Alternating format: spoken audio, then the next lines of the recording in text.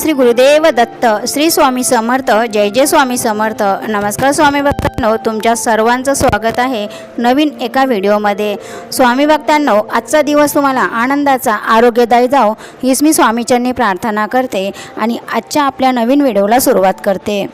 आयुष्यात येणारी अनेक संकटे आपल्या नकळत टळून जातात, तर ती टळलेली संकट म्हणजेच स्वामी कृपा। स्वामी भक्तांनो, तुम्ही आपल्या चॅनलवर नवीन असाल तर कृपया चॅनलला सबस्क्राईब, लाईक आणि शेअर करा। कमेंटमध्ये श्री स्वामी समर्थ टाईप करा।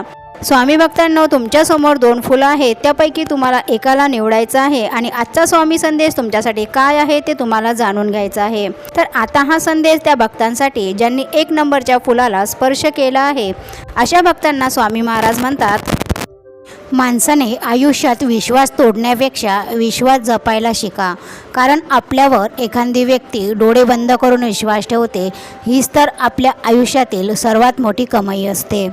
पिकलेली फळं हे 3 गुणांवरून ओळखले जाते। एक तर ते नरम होतं, दुसरं म्हणजे ते अतिशय गोड लागते आणि तिसरं म्हणजे त्यांचा रंग बदलतो। त्याचप्रमाणे परिपक्व माणसाची ओळखसुद्धा 3 गोष्टीवरून करावी।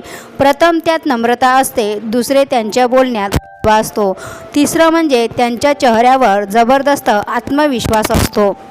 हास्यामागे जो आपलं दुःख लपवू शकतो तोच खऱ्या आयुष्यातला अभिनेता।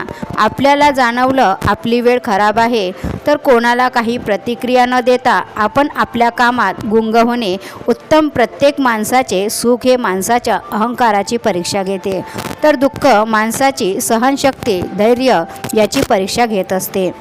धन, दौलत, पैसा सगळ्यांकडेच असतो, शेवटी उपयोगात येतात ती नाती। संपत्ती आज आहे उद्या नाही, शेवटी नातीच कामी येतात। कधीकधी तुम्हाला तुमची चांगली बातमी स्वतःकडेच ठेवावी लागते, कारण प्रत्येकजण तुमच्यासाठी खरोखर आनंदी होत नाही। माणसाचे स्वभाव आपण बदलू शकत नाही, पण समोरच्यांचा स्वभाव लक्षात घेऊन आपण आपणास नक्कीच बदलू शकतो। स्वामी महाराज म्हणतात, संकट आणि समस्या कितीही मोठ्या असल्या तरी या जीवनात प्रत्येक समस्यांवर तोडगा निघालेला असतो। फक्त तो कुठे आणि कधी वापरायचा हे आपल्या हातात असते। आपल्या मनात साचून राहिलेल्या वेदना, दुःख, निराशा, संताप या नकारात्मक भावनांचा आपण त्याग केला नाही, त्या नकारात्मक विचार दूर केले नाही तर ते आपल्यासाठीच घातक ठरतात। ज्या लोकांनी तुम्हाला निराश केलं त्यासाठी त्यांना दोष देऊ नका, स्वतःला दोष द्या, कारण तुम्ही त्यांच्याकडून जास्त अपेक्षा ठेवल्या होत्या। आता हा संदेश त्या भक्तांसाठी ज्यांनी 2 नंबरच्या फुलाला स्पर्श केला आहे।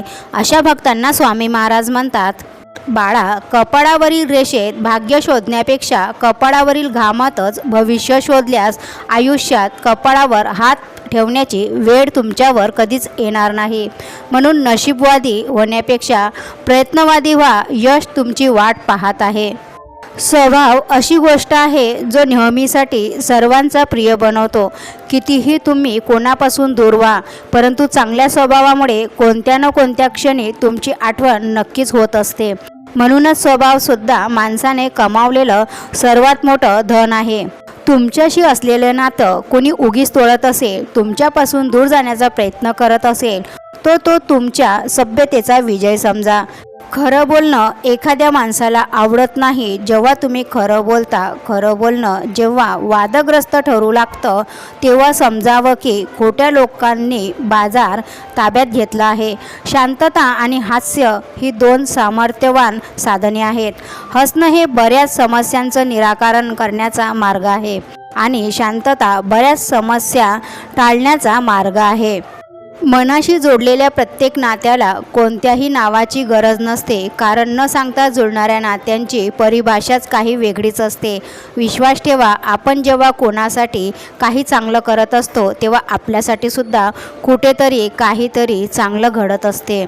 माणूस इतर गोष्टीत कितीही कच्चा असला तरी चालेल, पण तो माणुसकीमध्ये पक्का असला पाहिजे। पद महत्त्वाचं नसतं, आपल्या विचारांची गुणवत्ता महत्त्वाची असते।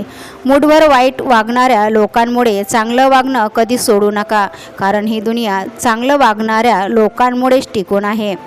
मागे मागे धावल्यानंतर जे पुढे पुढे पडतात ते थांबायचं असतं। ध्यानीमनी नसताना जे मिळतं त्याला जीवापाड जपायचं असतं. माणसाची नीतिमत्ता साफ पाहिजे. भले काही मिळवता आले नाही तरीही चालेल, पण कुणाचे हिसकावलेले नाही याचा आनंद कायम सोबत राहील.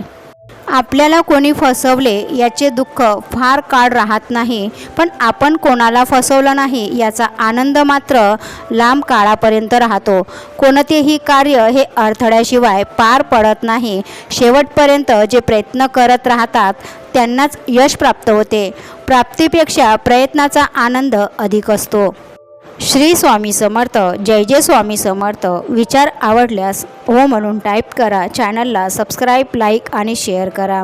भेटूया अशाच नवीन एका मोटिवेशन व्हिडिओसोबत. स्वामी तुमच्या सर्वांच्या सर्व चांगल्या इच्छा पूर्ण करो हीच प्रार्थना.